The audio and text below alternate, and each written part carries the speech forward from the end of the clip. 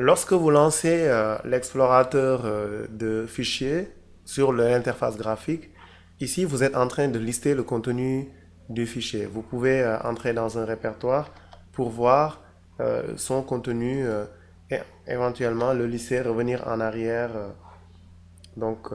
Covid.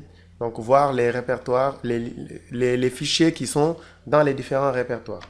Alors ce listage-là, pour le faire sur la ligne de commande, c'est la commande ls qui nous permet de faire ça. De même que lorsqu'on veut voir les informations sur les fichiers, par exemple, quelle est la date de dernière modification, quelles sont les permissions sur le fichier, quelle est la taille du fichier, qui est le propriétaire, l'utilisateur propriétaire, le groupe propriétaire, ça c'est avec la commande ls que vous allez le savoir. Sans tarder, nous allons faire quelques exemples avec la commande ls.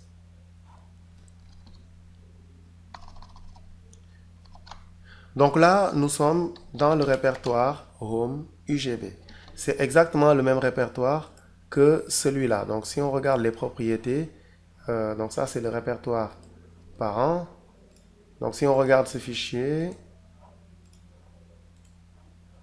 donc Home UGB est le répertoire qui contient ce fichier-là. Alors si nous faisons ls sans plus d'informations, nous pouvons voir qu'en fait nous avons exactement les mêmes fichiers.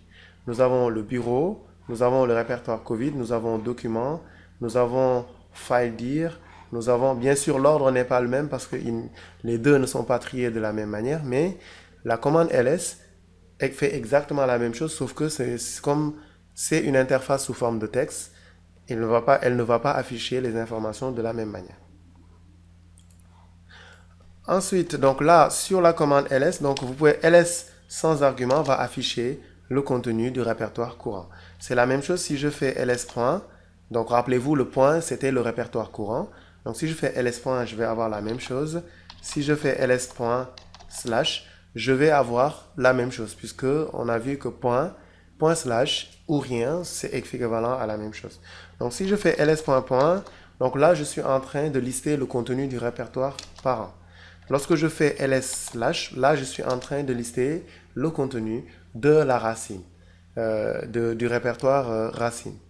Donc, vous pouvez utiliser tous les fichiers spéciaux ou les répertoires spéciaux que vous avez vus. Donc, je peux faire ls tilde qui va avoir la même chose que $home qui est le répertoire personnel de l'utilisateur qui est actuellement connecté. Alors, la commande ls donne plus d'informations que ça. Si nous faisons ls-l, donc ça permet de lister le contenu du répertoire.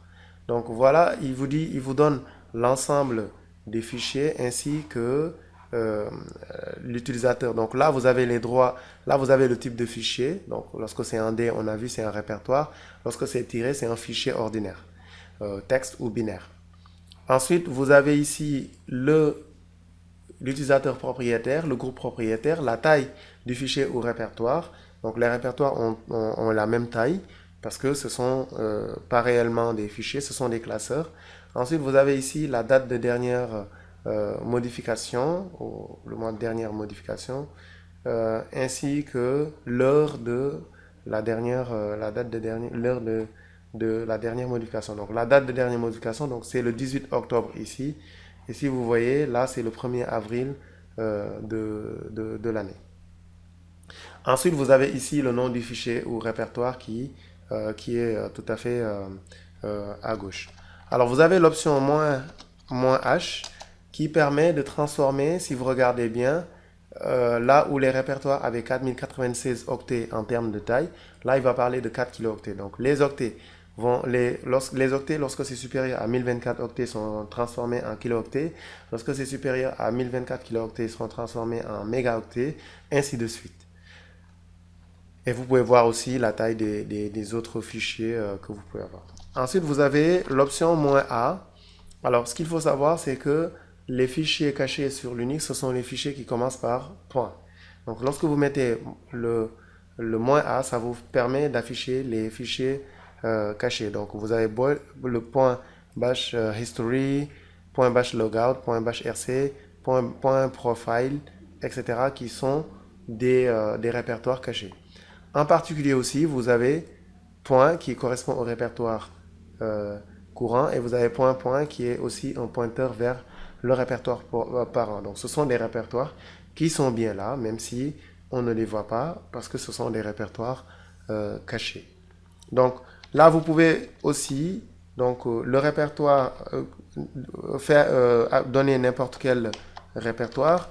Donc si on a le répertoire user include Linux, donc là vous allez afficher le contenu du répertoire user Linux. Donc vous pouvez aussi donner un chemin relatif. Donc par exemple, lorsque vous donnez ls